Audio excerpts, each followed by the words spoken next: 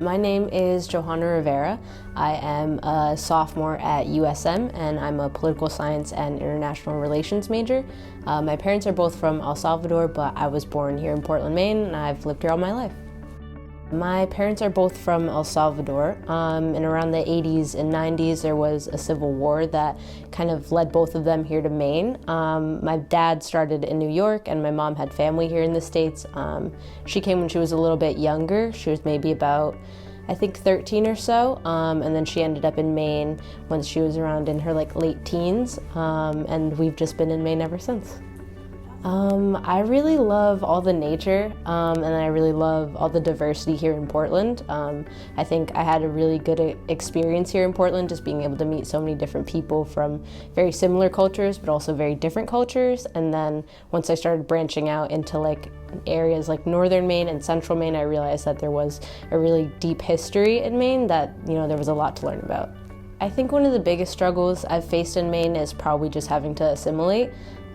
Growing up in mostly white classrooms and white neighborhoods, I think it was very hard to find people who were similar to me, but once I started growing up and finding people who had a very similar experience here in Portland as me, it was very easy to pursue the activities and things I really cared about. So whether that was immigration issues or homelessness, I think it was really hard at first to find people who had a similar background as me with those things, but then once I found those things, it was just so much easier to grow into my own person.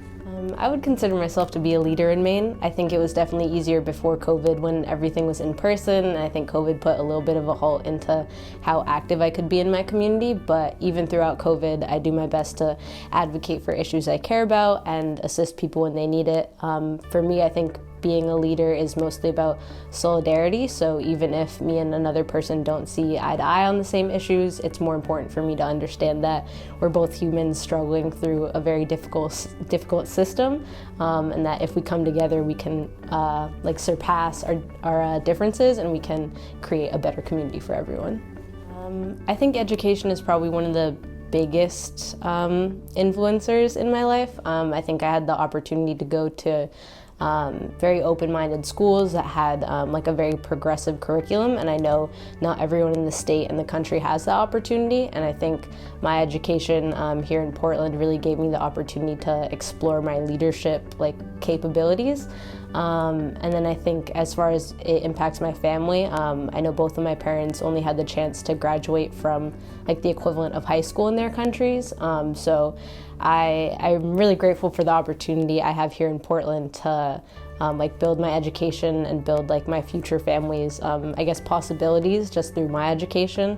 So I'll get the opportunity to work in things and areas that maybe my parents and grandparents didn't have the opportunity to work in. And I'm really grateful for that. And I think I have a lot of really inspirational cousins who also go through a similar thing I'm going through, navigating the college system here in Maine.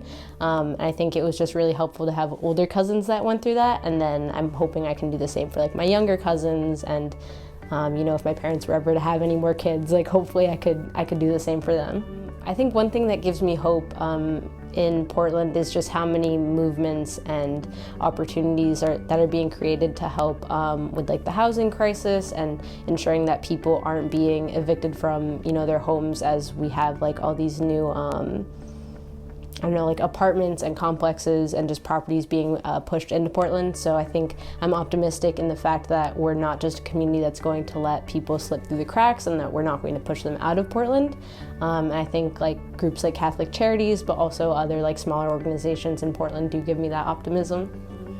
I think my biggest advice is to just be able to take a step back even when things are heated, even when things seem impossible, even when differences just seem too big to overcome. I think just being able to take a step back and recognize the fact that we're all humans and that we're all coexisting in the same space is probably my biggest advice. And then from there is just recognizing and honoring your values as a human. I think my biggest struggle was just being able to come to terms with the things that I care about and the things that are important to me. But once you take that step and accept that there are issues in this world that you really deeply and truly care about, it becomes way easier to work with other people from there. I think I see myself moving into politics as a player. I had the opportunity to work with this program called Can We, and it gave me a really good opportunity in high school to work with people who had different political points of view than me. And I think, for me, my biggest thing is trying to reach across the table even when people seem like they have very different values than you. And I think that was probably one of the biggest influencers for me because, I want to focus on politics and those differences on an international level because, here in Portland, I think it's a perfect example where we have so many people coming from different places with different experiences, but we're all, dealing with the same issues here in Portland, regardless of where we come from.